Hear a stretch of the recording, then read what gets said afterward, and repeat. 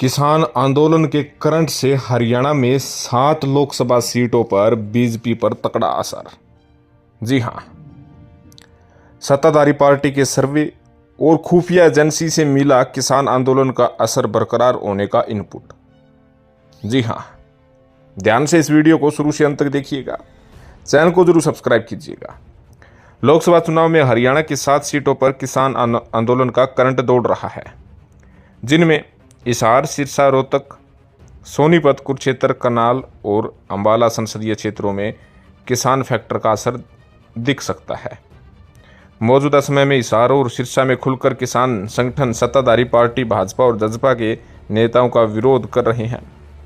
इसके अलावा शेष 5 सीटों पर भी अंदर खाते दोनों पार्टियों के प्रत्याशियों को किसानों का रोष झेलना पड़ रहा है।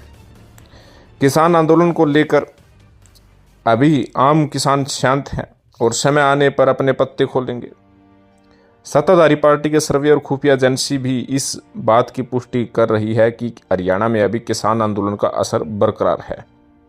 खुफिया विभाग की एक रिपोर्ट के मुताबिक दक्षिण हरियाणा की सीटों पर किसान आंदोलन का असर कम है, जिनमें गुरुग्राम, फरीदाबाद और भिवानी, महेंद्रगढ़ लोकसभा सीटें आती हैं। यहाँ बाकियों का संगठन कमजोर है, इसलिए यहाँ कम असर है। 2020 और 21 में हुए किसान आंदोलन में यहाँ के किसानों ने बढ़ चढ़ कर हिस्सा लिया था, लेकिन यहाँ पर भारतीय किसान यूनियन का मजबूत संगठन नहीं होने के चलते अब किसान आंदोलन का इतना असर नहीं है।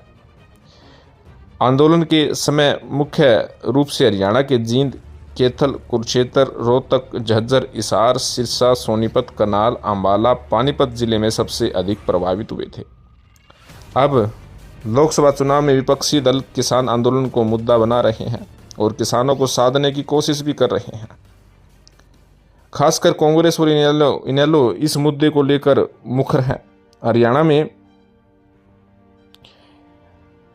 किसान फैक्टर का असर होने का अंदाजा इस बात से भी लगाया जा सकता है कि किसानों के प्रति अच्छा संदेश देने के लिए प्रधानमंत्री नरेंद्र मोदी ने झज्जर के गांव सिलानी के रहने वाले किसान रामवीर चार को संकल्प पत्र की पहली प्रति सौंपी थी, यानी किसानों को साधने में भी लगे हुए हैं। खास बात यह भी है कि पूर्व मुख्यमंत्री मनोहर लाल के संसदीय क्षेत्र करनाल और मौजूदा मुख्यमंत्री व कुरुक्षेत्र से सांसद नायब सैनी के संसदीय क्षेत्र कुरुक्षेत्र में भी किसान फैक्टर काम कर रहा है। सहयोग की बात है कि बाकियों के एक गुट के प्रदेशाध्यक्ष रतनमान करनाल से हैं और दूसरे गुट के प्रदेशाध्यक्ष गुरनाम सिंह चडूनी कुरुक्षेत्र से संबंध रखते हैं। दोनों ही नेताओं का अपने अपने क्षेत्रों में किसानों में खासा प्रभाव है।